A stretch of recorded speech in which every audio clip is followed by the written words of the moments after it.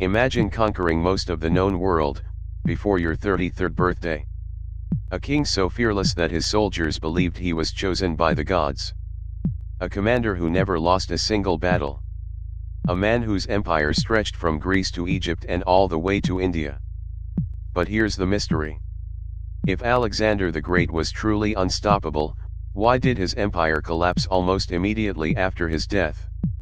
This is the incredible story of the greatest conqueror in history. Alexander was born in 356 BC in the ancient kingdom of Macedon. His father was King Philip II, one of the greatest military minds of his age. His mother, Olympias, filled young Alexander's imagination with stories of gods, heroes, and destiny. But perhaps the greatest influence on his life came from his teacher, the famous philosopher Aristotle. Under Aristotle, Alexander studied philosophy, science, literature, politics, and warfare. Yet books alone couldn't satisfy him. From childhood, Alexander dreamed not of ruling a kingdom, but of conquering the world. One famous story tells of a wild horse named Bucephalus that no one could tame. At just 12 years old, Alexander noticed the horse was frightened by its own shadow. He turned it toward the sun, mounted it, and rode away. His father reportedly said, "My son, seek a kingdom equal to yourself. Macedon is too small for you." Everything changed when Alexander was only 20 years old. His father was assassinated. Many believed the young prince would lose the throne. Instead, Alexander crushed every rebellion with astonishing speed. Then he made a decision that would change history forever. He invaded the mighty Persian Empire, the largest empire on earth. Outnumbered time and again, Alexander relied on brilliant tactics, lightning-fast attacks, and fearless leadership. He personally led cavalry charges into enemy lines. His soldiers fought beside a king who never asked them to face dangers he wouldn't face himself. Battle after battle.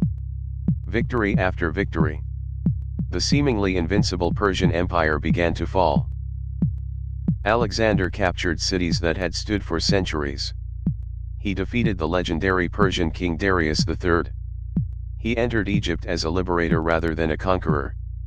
There, he founded the city of Alexandria, which would become one of the greatest centers of knowledge in the ancient world. But Alexander wanted more. He pushed farther east than anyone had imagined possible. Across deserts, towering mountains, and endless rivers. His army marched nearly 20,000 miles. Along the way, Alexander didn't simply conquer lands. He encouraged different cultures to mix, adopted local customs, and established dozens of cities that spread Greek ideas across Asia. His influence would shape history for centuries. Eventually, Alexander reached India. There, he fought one of his toughest battles against King Porus, whose army included massive war elephants. Alexander won. But this time, victory came at a cost. His exhausted soldiers had spent years marching and fighting. When Alexander demanded they continue east into unknown lands, they refused. For the first time in his life, Alexander had reached an enemy he could not defeat. His own army. Reluctantly, he turned back. The dream of conquering the entire known world was over. Back in Babylon, tragedy struck. In 323 BC, Alexander suddenly fell ill. Within days, he was dead. He was only 32 years old. To this day, historians still debate the exact cause: illness, disease, or even poisoning. Without a clear heir, his generals divided the empire among themselves. The greatest empire on earth shattered almost overnight. Yet Alexander's legacy never disappeared. His cities survived. His military tactics are still studied. His name became synonymous with ambition, courage, and leadership.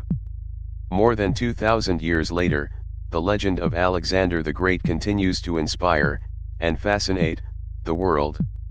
So here's the question: was Alexander history's greatest conqueror, or was his greatest victory creating a legend that would outlive every empire?